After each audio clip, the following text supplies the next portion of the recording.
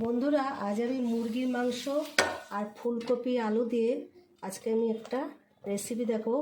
ভুনা, মুরগির মাংসের ভুনা। আমি তেজপাতাটা ফোড়ন দিলাম।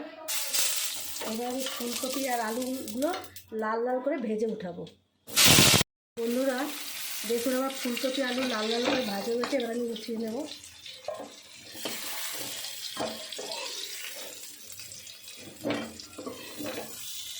দেখুন বন্ধুরা, এবার আমি পেঁয়াজটা ভাজা বসাবো।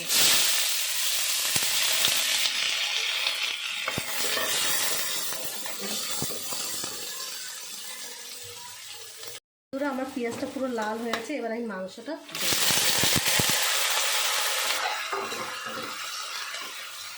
এবার আমি এখানে হলুদ, ধনে, জিরে, আদা, লঙ্কা বাটা সব পেস্ট করে রেখেছি। এবার এটা আমরা ঢেলে দেবো।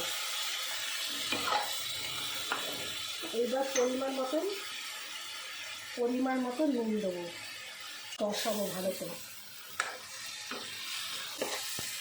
এবার আমি একটু উষ্ণ গরম জল দিয়ে দিচ্ছি মাংসের উপর।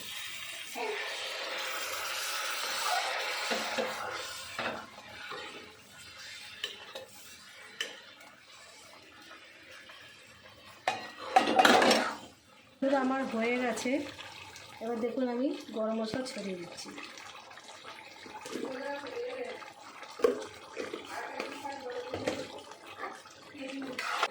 দেখুন, ফুলকপি দিয়ে মুরগির মাংসের কোরমা।